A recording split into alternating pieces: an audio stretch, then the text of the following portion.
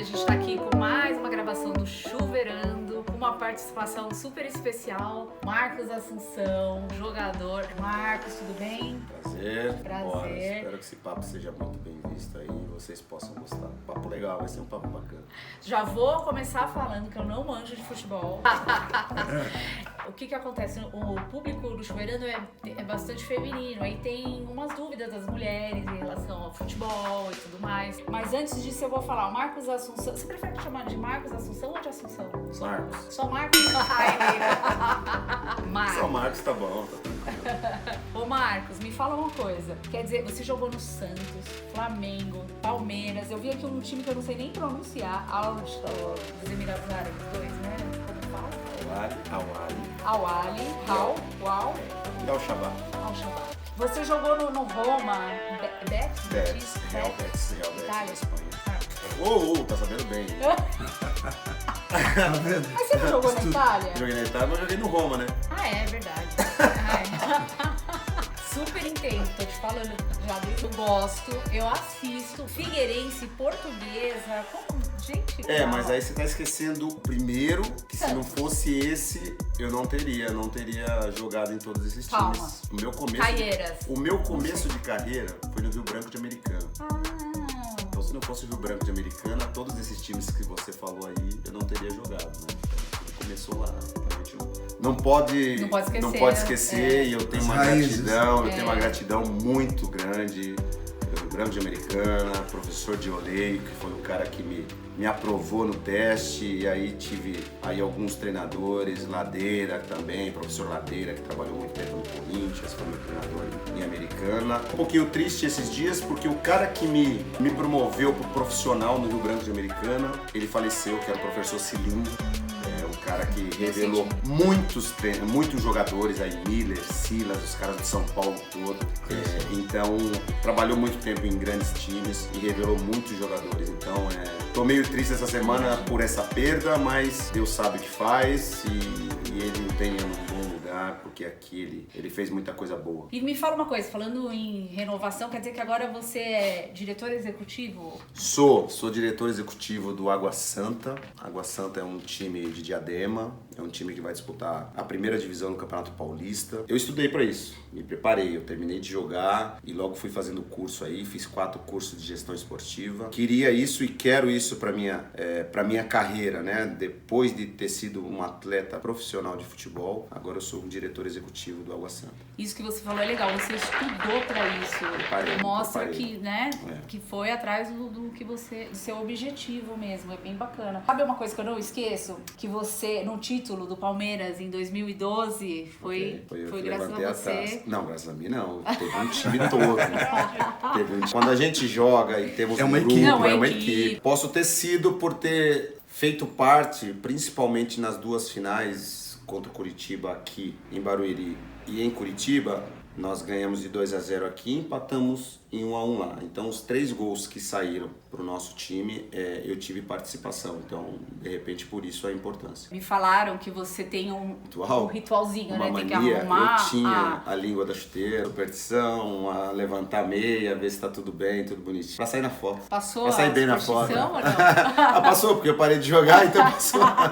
Eu tinha essa superstição na hora de entrar em campo. Eu sempre, se tem uma linha assim, eu gostava de pisar antes com o pé direito. Eu entrava em campo, sempre pisava no pé direito. Cada atleta, acho que tem a sua mania, a sua superstição. Era, não sei se fala ainda, o rei das faltas. E saíram 123 gols. Nossa, comi bola de várias aqui. De falta, né? São poucos os gols que eu tenho. De cabeça eu não tenho nenhum, porque eu que cruzava. As bolas paradas de todos os times era eu que chutava. Então não dava pra cruzar e ir pra área e fazer o gol de cabeça. Sim. Então era impossível. Claro. Mas de fora da área, de pênalti eu tenho pouco, chute de fora da área eu tenho pouco. Então a minha especialidade foi sempre faltas. Então assim, pra mulher que não entende muito como eu e as meninas que estão assistindo. Não, a maioria entende sim, pode ter certeza. Falta, só fez uma falta, aí para o jogo naquele momento e aí você vai lá e gol. Não, mas aí tem tudo, né? Não é vou lá e gol. Tem a barreira, tem o goleiro que tá lá no gol pra não deixar a bola entrar, né? Então, tudo... Mas não é tão fácil como o pênalti, né, por exemplo. Mas se você olhar e analisar um pênalti, é difícil. É? Oh, o time perdendo e você precisa daquele gol de pênalti numa final de campeonato. A pressão, né? Você precisando daquele gol, a pressão que é. Uma disputa de pênalti, tá? 5-4. Se você errar, o outro time leva o título do campeonato. Ai. E se você acertar, você empata e tem a possibilidade de ir mais, né, para outros pênaltis. Então a gente analisa o goleiro, a gente analisa para que lado ele vai, para que lado ele pula mais. Então a gente faz isso durante a semana. Eu analisava porque eu batia muita falta. Então eu analisava o goleiro nas cobranças de falta. Se ele saía antes, se ele permanecia no canto dele, enfim. Porque nós cobradores de falta, a gente tinha muitas possibilidades. Você também jogou na seleção brasileira. Pouco, poderia ter jogado mais, mas foi bom enquanto durou. Acho que o tanto de jogadores que tem no Brasil É um e privilégio. o tanto de jogador que tenta chegar na seleção brasileira e não consegue, né? E eu consegui, saindo daqui, de Caieiras, cidadezinha pequena. Não tenho vergonha de falar, morei num barraco de madeira, nasci numa favela e graças a Deus, mas meus pais sempre foram trabalhadores, sempre nos deu, não digo do bom e do melhor, mas sim o que era possível para eles nos dar. Mas o importante de tudo isso é que eles nos deu amor, nos deu tudo que eles poderiam dar e principalmente sempre tentar ajudar o próximo. Isso é o mais importante. Eu lembro que meu pai muitas vezes trabalhava muito e não tínhamos muita coisa, mas sempre ia a gente, sempre ele via uma dificuldade na pessoa e ele sempre ia ajudar. Então eu tento, graças a Deus eu consegui, porque ele queria muito que eu fosse um jogador de futebol e eu também, né? Então eu consegui ser um jogador de futebol e consegui seguir os conselhos que ele me deu, principalmente de ajudar o próximo, porque se você entrar nas minhas redes sociais, se você pesquisar sobre o Marcos Assunção, você vai ver que eu faço algumas coisas aqui em Caieiras. Eu ia falar, né? tá aqui anotado. Eu passei ali, inclusive, aqui quando eu tava entrando na cidade, eu vi um outdoor, né? Marcos Assunção não sei o quê. É um jogo que eu faço há mais de 15 anos, onde eu trago meus amigos que eu fiz no futebol, Cafu, Denilson, Amaral, Solidário, né? José Aldo, Leandrinho da NBA, Serjão, Falcão. Então uma galera boa. E eu agradeço muito, porque esse evento acontece porque essa galera vem, né? E essas pessoas vêm, e as pessoas da cidade e de outras cidades vizinhas, eles vão ao campo para ver essas pessoas. Que legal. Né? E onde a gente arrecadamos alimento e depois a gente, durante a semana, a gente sai distribuindo nas comunidades, nos lugares com baixa renda são 2 quilos de alimento que as pessoas levam, né? E no caso dá 6 toneladas, 8 toneladas e a gente distribui para muitas pessoas no final de ano, tanto precisa. Parabéns pela atitude. Eu tenho, e também tem outras, no bairro onde eu nasci, na rua da minha mãe, eu fecho a rua, eu dou brinquedo para as crianças, eu deixo no dia das crianças, dia 12 de outubro, eu deixo as crianças se divertirem no dia dela, né? Eu tento fazer com que aquelas crianças do bairro onde eu nasci e cresci, elas possam ter o que eu não tive, que não teve a pessoa que pudesse fazer o que eu faço para elas. Então é muito, muito gratificante mesmo na hora de entregar um alimento no meu jogo, na hora de dar um brinquedo, fazer com que essas crianças se divirtam no dia delas. Então para mim é muito gratificante quando eu chego em casa, deito. Muitas vezes eu choro. Eu choro de emoção, de ver a felicidade no rosto daquelas pessoas, daquelas crianças. Então, graças a Deus,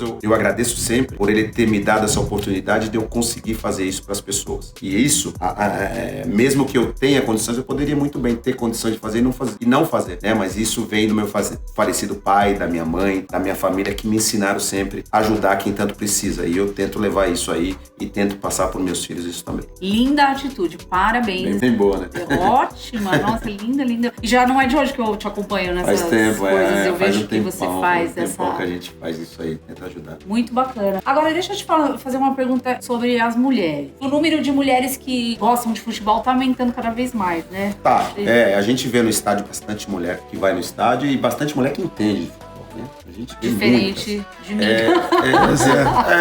Mas aí nem tudo é perfeito, né? Mas é bacana isso, é bacana ver o estádio com mulheres, é bacana ver o estádio principalmente com as famílias, né? Então, por isso, uma coisa que quando eu jogava e ainda hoje eu falo, é que o estádio, ele tem que ser um lugar familiar, onde o pai pode levar o filho, pode levar a esposa, pode levar a família, que ele possa ir e voltar para casa sem nenhum tipo de problema, né? Mas infelizmente as coisas não acontecem desse jeito, né? Tem as brigas, tem a violência, tem tudo isso e faz com que muitas famílias deixem de ir no estádio, né? Muitas mulheres deixem de ir no estádio. Então, acho que se não tivesse isso, provavelmente o estádio seria muito melhor. As famílias iriam mais ao estádio, teriam mais mulheres no estádio, teriam mais crianças no estádio, porque muitas vezes os torcedores não respeitam nem as crianças, né? Você vê uma criança vai jogar um clássico, aí você vê uma criança com uma camisa de outro time, os torcedores que eu já vi na televisão passar, torcedores falando pra criança, exigindo que a criança tire aquela camisa, sabe? É uma criança, a criança tem que torcer pra quem ela quiser, não sabe? Só a criança, não só a criança, pessoa, qualquer né? pessoa tem o direito de ir e vir, né? Usar qualquer que seja a roupa. Eu acho que isso é uma besteira muito grande. Então, se não tivesse esse tipo de besteira, eu acho que os estádios ficariam mais bonitos, com presença das famílias, das mulheres, das crianças, né?